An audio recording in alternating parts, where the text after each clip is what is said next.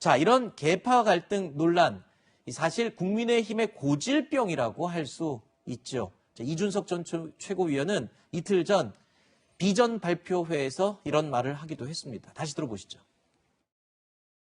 더 이상 줄 세우기, 계파 정치 있어서 안 됩니다. 젊은 세대가 극혐합니다. 혹시라도 이미 전당대회에서 본인들이 다른 사람들에게 내가 당선되면 이런 당직을 주겠다 약속하신 분이 있다면은 즉각 사퇴하십시오. 이번 선거 그런 선거 아닙니다. 절대 그런 결과가 나와서는 안 됩니다.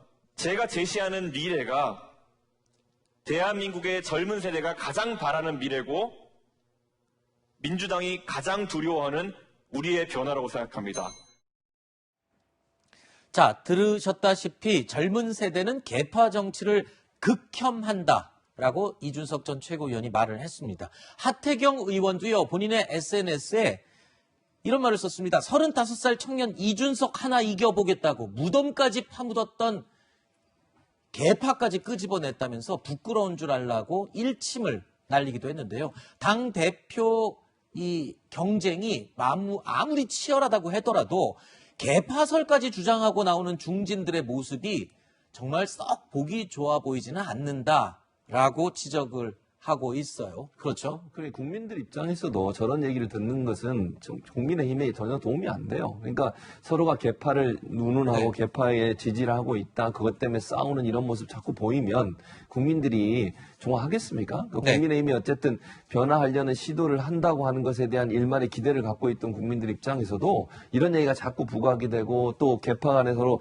부딪히는 모습이 보이면 그거는 국민들한테 실망을 줄 수밖에 없어요. 이번에 이제 국민의힘에서 어쨌든 대표 경선하면서 세대 간의 어떤 그 변화를 추구하려는 모습을 보이는 부분, 이런 부분들이 어찌 보면 긍정적으로 평가받을 수 있는 부분인데 그런 부분들이 완전히 상쇄될 수 있는 위험성이 있다. 그래서 계파 논쟁을 하면 안 된다라고 지금 하태경 의원이 주장을 하고 있고요. 네. 저도 거기에 동의해요. 그래서 계파 논쟁이 계속되면 될수록 이거는 서로에게 상처를 주는 것밖에 안 된다 이렇게 봅니다. 그런데요, 이 국민의힘 내부에서 당권 경쟁에 나온 도전자들 이분이 한 가지 간과하는 게 있는 것 같은 생각이 들어요. 배수민 변호사님. 네.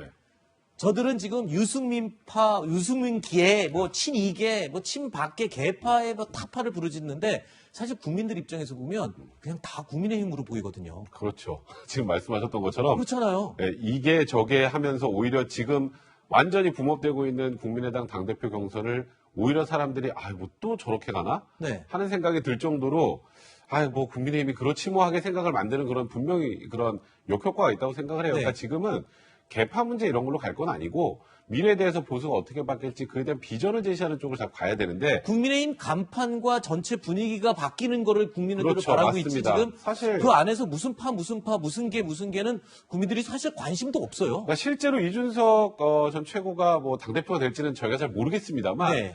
지금 여론조사상 그렇게 지지율이 많이 나오는 이유가 있어요. 네. 다르잖아요, 좀. 네. 그러니까 지금 기존의 국민의당의 느낌과 굉장히 다르게 진행을 하고 있다는 거에 높은 점수를 받는다는 거, 네. 또 다른 당대표 후보들도 한 번쯤은 생각해 볼 필요가 있는 것 같습니다. 그렇군요. 자, 국민의힘 경선 규칙을 둘러싸고도 당내에서 또 불만의 목소리가 나왔습니다.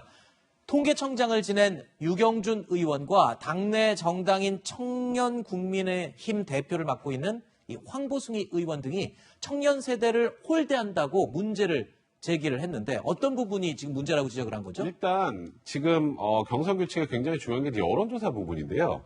이제 20대, 30대, 40대, 50대, 60대 이렇게 각 쿼터별로 이렇게 주는 게 아니라 20에서 40대 이렇게 돼 있다는 거예요. 네. 그러면 극단적으로 생각할 때 지금 이제 국민의힘이 젊은 정당으로 바뀌고 2030의 지지율을 많이 얻는 그런 젊은 모습을 보이겠다라고 천명을 하고 있는데 실질적으로 20대, 30대가 만약에 여론조사에 제대로 응대하지 않으면 40대가 전원이 될 수 있는 거예요. 20에서 40까지가 예를 들어서 표본 20이다.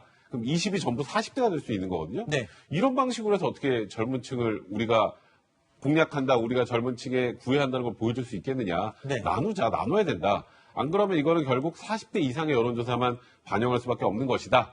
그리고 또 이 역선택과 관련해서 호남 쪽도 굉장히 그 표본이 작거든요. 아니 우리가 지금 호남에 그렇게 공을 들고 있는데 저기가 그렇게 작은 게 말이 되느냐. 최소한의 비율을 두고 거기에서 플러스할지 말지를 결정해야지 아예 그게 작으니까 여기는 여론조사 아주 조금만 넣어. 이거는 사실 우리가 전국 정당화하고자 하는 국민의힘의 그런 목표와 네. 젊은 세대를 지향하는 2030을 지향하겠다는 국민의힘의 얘기하고는 경선 지금 방식이 잘못됐다. 그러니까 변경해야 된다. 이런 내용들이 나옵니다. 네. 그러니까 국민의힘이요, 지금 이 전당대회를 그 어느 때보다 흥행에는 지금 성공하고 있는 것 같아요, 맞습니다. 아직까지는. 하지만 흥행만 성공한다고 될 게 아니죠. 국민의 뜻, 그리고 그 바람, 민심이 반영이 돼야만 제대로 된 흥행 성공이라고 볼 수 있겠죠. 자, 그러면 오늘 오후에 이제 최종 경선에 오를 본선 질주자 5명이 발표가 되는데, 일단 뭐 1위를 달리고 있는 여론조사 이준석 전 최고, 나경원 전 의원, 조영 의원은 일단은 포함이 될 것 같습니다. 그러면 나머지 4위, 5위에 누가 포함이 돼서 본선에 질주하냐는데, 그 2명이 씹으셨으니까 먼저 오셨으니까 한번 찝어보세요. 2명이 아니, 누가 될 수 있을까요? 제가 찝을 수는 없죠. 아니, 방금 그냥 혼자 그 개인의 짐작을 얘기해보세요. 그냥 여론조사랑 크게 달리 그래요? 가진 않을 것 같아요. 왜냐하면은 당심이 민심하고 너무 떨어지면은 내년 대선을 앞두고 너무 민심을 못 읽는다 그런 비판을 받을 수가 있고 네. 뭐 영남권 중진들 그렇게 얘기를 하는데 또 영남 중진들도 뭐 민심이 그렇게 가면은 좀 이렇게 따라가는 경향이 있거든요. 그래서 저는 이번 당대표 선거를 좀 창조적 파괴 이렇게 얘기를 하고 싶거든요. 네.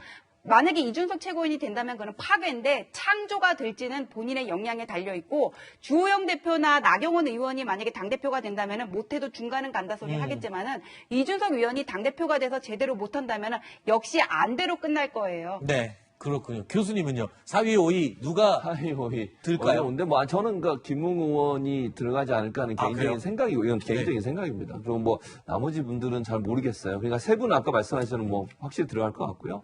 그리고 이제 나머지 한 분은 제가 좀 점치기가 어려운데, 중요한 건 이제 이런 분들이 들어가서 나중에 두 번째 이제 룰이 일단 당원들의 퍼센트가 높아지잖아요. 70% 30이라. 그것도 좀 아쉬워요, 사실은. 좀 그냥 50대 50으로 했으면 어떨까 하는 개인적인 생각은 있는데, 그러다 보니까 당심이 더 많은 영향을 미칠 수 있어서, 기존에 이제 그 당원 자격을 갖고 있는 분들의 성향이 반영되지 않을까 하는 그런 생각은 듭니다. 대표님은 안 물어볼게요. 네, 거의 비슷합니다. 알겠습니다. 자, 오늘 오후 4시쯤이면 결과가 나올 것 같은데요. 이어지는 뉴스 탑10에서 아마 이 결과를 가지고 재밌는 이야기 이어질 것 같습니다. 그때 많이 시청해 주시기 바라고요.